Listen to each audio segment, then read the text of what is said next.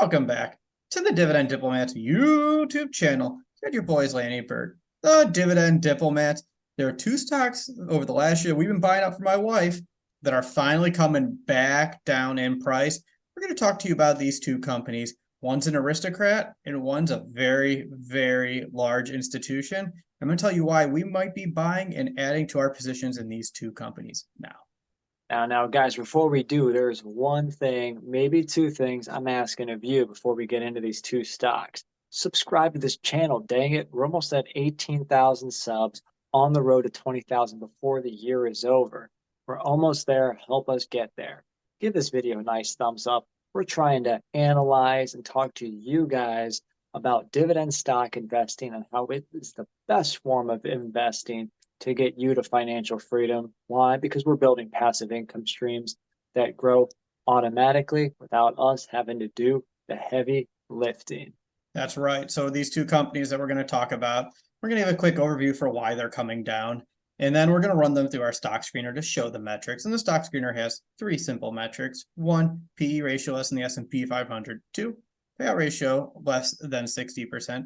3, history of increasing dividends. And then 4, that bonus metric is the dividend yield.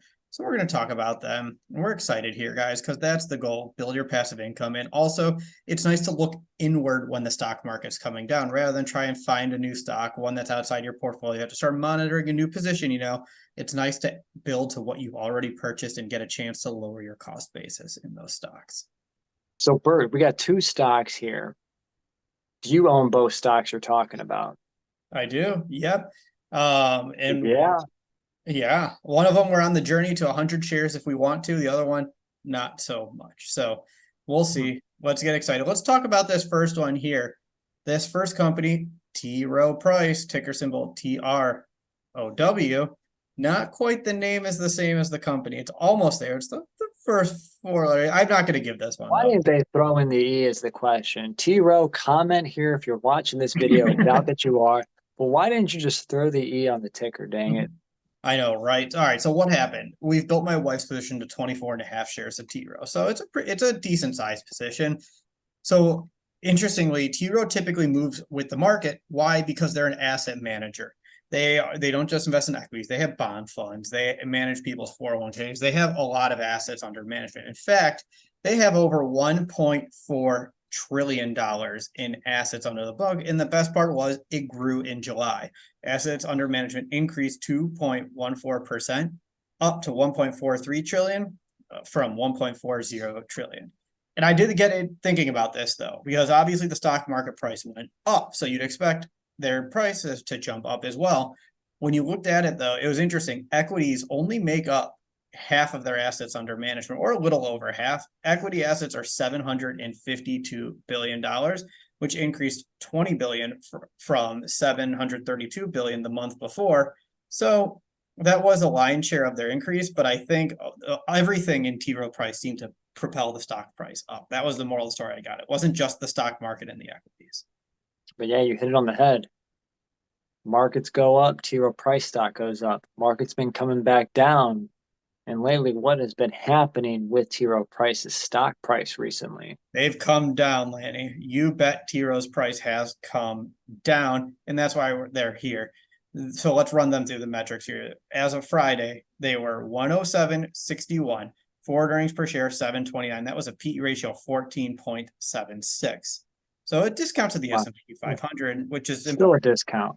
Yeah, especially if the company mirrors the S&P 500 in the equities there. Payout ratio. After you. I was just going to say, down 1.5%, down 13% since last year.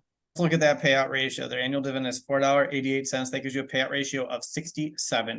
So a smidge above our 60%, but not enough to cause those alarm bells where you're fearing for a dividend cut for the company.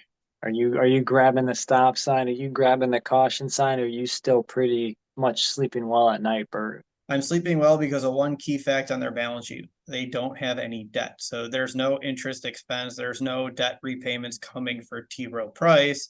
That would be the big concern as the payout ratio creeps up and even gets closer to 100%.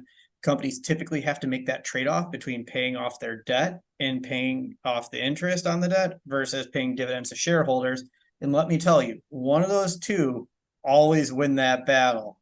And Lanny, which one is not usually the winner? Oh, guys, well, let's get into that dividend growth rate, Yeah, that's actually. exactly right. Your silence says it all. Let's go. 36 years of juicing dividends, average increase over 7%. Do we expect 7% going forward? Oh, hell no. We expect probably low to mid single digits right now at best, as we're still working through inflationary, recessionary signs. I'm sure T. Rowe Price is managing that cash flow as well as they can, knowing that at some point brighter days are ahead, but they're going to be in some muddy waters more than likely for the next 12 to 18 months. So I don't expect growth to be quite at the historical mark, Bert. I think that's fair, but they're an aristocrat. They've made it through. They've increased that dividend through the pandemic, through the great financial crisis, through the tech boom. Birth. Yeah, they have. Yeah, they've Yeah. been increasing dividends since I've been born, or a few more years. So that's a good sign there for T. Rowe Price. And now let's look at that yield. That dividend yield, with the price coming down, they're now over 4.5%, which is the spot I'd love to see for T. Rowe Price. I love seeing T. Rowe over 4.5%. Guys, so under 15 PE, under 67% payout ratio, over 7% dividend growth, over 36 years of growing dividends with the yield over 4.5%. That's T. Rowe Price, Bert. But you said there's two stocks that you own that we're looking at. What is that next stock, brother? Citibank, ticker symbol C. The banking's been tough in 2023. You don't tell me that, but there was a resurgence for banks that caused me to stop buying them. After Silicon Valley Bank and the chaos that ensued, the bank stocks jumped right back up in June and July. However, now they're creeping down because the interest rate relief isn't coming as fast as everybody expected. And then on top of that, delinquencies are starting to pop up. Citibank's starting to see some delinquencies in their credit card portfolio. But the metrics here are showing they're up from the previous month, and they're creeping back towards those pre-pandemic levels. So delinquencies and charged off bad loans getting back to the pre-pandemic levels, a potential warning sign amongst all the other ones. So that is why you're seeing Citibank and so many other companies in that sector start to come back down to earth. Yeah, pandemic really put on some rosy glasses for institutions and many other industries for quite a few years. But with liquidity being sucked out of the economy right now, with consumer spending still on fire, not slowing down, but just their checking account, savings account balances are declining. Obviously, we know, as Bert said, credit card balances are hitting all-time highs. Delinquencies are becoming higher. Charge-off rates are elevated, but still, high. Not as high maybe as previous quarters, but there are some loom, doom, and gloom right now in the banking industry. Things you definitely have to look out for, and that is why, especially with the rating agency downgrades that have been happening within the banking industry, that is why Bert has Citi back on the radar. Yeah, and let's all remember something too. When everyone gets a little worried when we say banking levels are going back to pre-pandemic levels. So talk about 2019, 2020. The metrics were still great for banks then too. Performance was still great for banks at that time. It's not as if we're going back to like the financial crisis where banks were performing terribly. Things were still great. You were just reverting back to the mean. One other thing to point out here for Citibank too is the business is going through a shakeup. They've talked about how they want to dispose of their consumer businesses internationally. We've talked about selling off Mexico. They sold off the Taiwan consumer business recently to add $1.2 billion in regulatory capital. So they're slimming down in order to shore up that balance sheet for future growth periods. Slimming down to bulk up, as they say sometimes in the world of fighting or in the world of sports. So Yeah. Citi, Bert, this is, stock prices as of August 18th. They were trading at $42.25. And it looks like analysts were expecting $5.94 this year in earnings. Citi is pretty known for a low PE ratio, but what's it looking like right now? 7.11. So it's very low from a PE ratio. And their price to book is always around 0.5. Like they have a really low price to book ratio. So there's value to be unlocked at Citibank if management can do it. And management's talking about splitting it into 3 segments to kind of shake things up there. Is that done by the hand of Mr. Warren Buffett, who's also investing in Citibank? We don't know, but it looks like they're trying behind the scenes. We'll see how it plays out.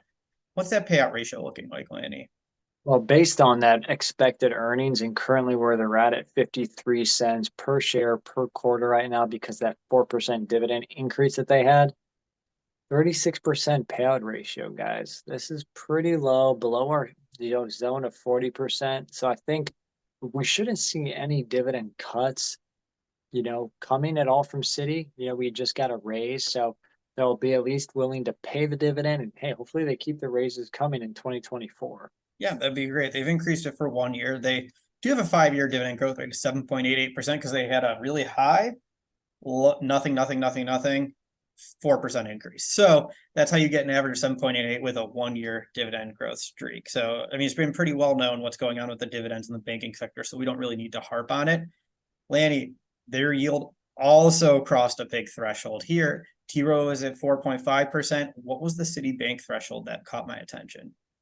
5.02% over your Mendoza 5% line on this bank. Yeah, it's great though. And the stock's down 7.71% year to date, almost 18% over the last year. So Citibank is a low P ratio, great payout ratio. They're starting to come back with the dividend increases with a 5% yield. Now, Bert, I mean, that's Citi right there. 7 PE, 36% payout ratio, over 7% dividend growth rate with a bunch of goose eggs on that dividend history from a growth standpoint, over 5% dividend yield, complementing that T. Rowe price at 4.5%. How many shares do you own of each, and what are you planning on right now? Citi, we own 74.5. T. Rowe, we own 24.5. So I think this is a good opportunity to keep building up both positions and nibbling 1 or 2 T. Rowe at a time. But also, we always talk about our journey to 100 shares. It'd be a lot of capital for T. Rowe to get 75 shares at 100 thing. So that's not on the 100's not the goal here. But Citi would be an interesting one where just to get a little over 25, assuming no trip at its current prices, it's over $1,056 to get me to the 100 share mark. Not out of the question there. So that might be one of the companies that we start making a march towards 100 over the next quarter, especially if the price continues to drop as well. Yeah. And I mean, especially if your drip is almost grabbing a share right now at current prices and yield almost a share. I mean, I could see yourself nibbling $100 at a time, maybe 2.5 shares, 2 or 3 shares here and there at the prices, right? Yep, that's absolutely right. So everyone, let me know what you think about T. Rowe, what you think about Citi, and my strategy for each one of them, and let us know what other stocks you are buying down there in the comment section below. Come on, guys, if you haven't subscribed to this channel, like this video. We're trying to reach not just 20,000, but Bert, the millions and millions of investors out there, especially dividend investors.